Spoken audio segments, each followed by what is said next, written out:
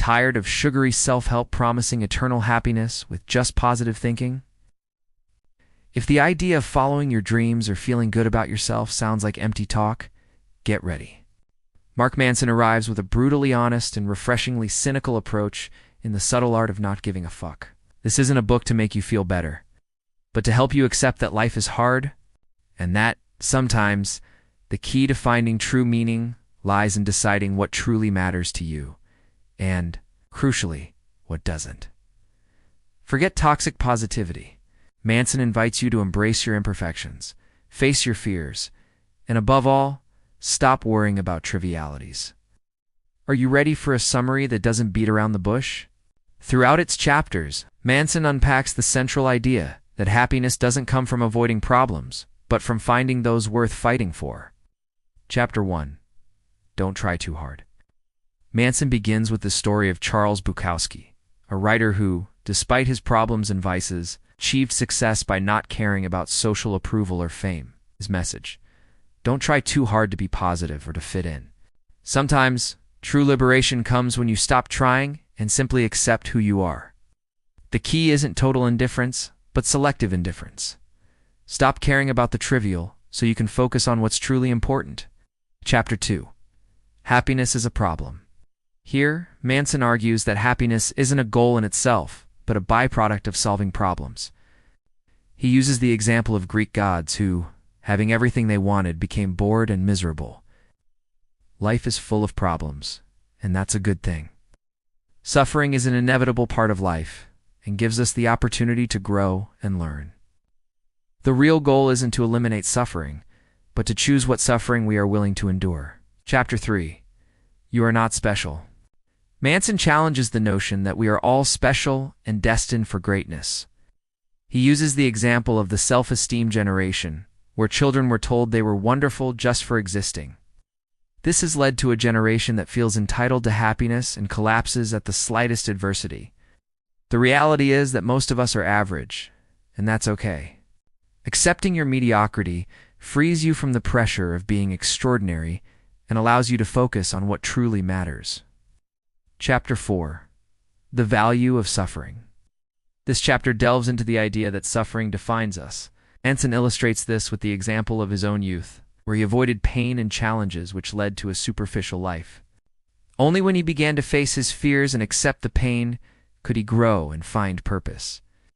Suffering forces us to reevaluate our values and determine what is important enough to endure the pain for. Chapter 5. You are always choosing. Manson emphasizes that, even when we feel we have no control, we are always choosing our response to circumstances. While we cannot control everything that happens to us, we can control how we react to it.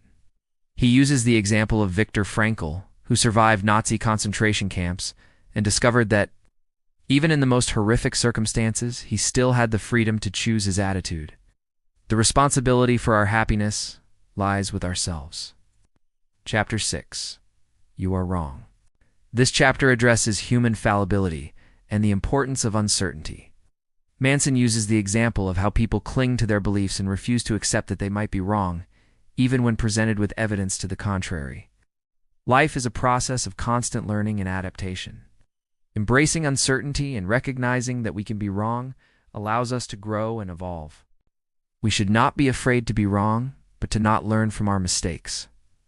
Chapter 7. Failure is the way forward. Manson argues that the fear of failure is what prevents us from acting. He uses the example of his own experience in his early days as a blogger, where his first attempts were a failure.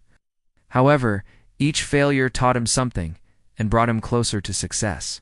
Progress is achieved through action and experimentation, not perfection. The fear of failure is more harmful than failure itself. Chapter 8. The Importance of Saying No. In this chapter, Manson highlights the need to set boundaries and prioritize. He uses the example of toxic relationships, where the inability to say no to others can lead to unhappiness and resentment. To value something, you must reject what doesn't matter to you. The ability to say no is fundamental to protecting your time, energy, and values. Chapter 9. And then you die. Manson concludes the book with the idea that death is the only certainty in life. and that accepting it can give us vital perspective. He uses the example of how the remembrance of death can motivate us to live a more meaningful life and to make bold decisions. By recognizing our mortality, we become more aware of the value of our time and what truly matters. Death forces us to choose what we want to be remembered for. In conclusion, the subtle art of not giving a fuck is not a guide to being apathetic, but a call to action to be more selective with your energy and your worries.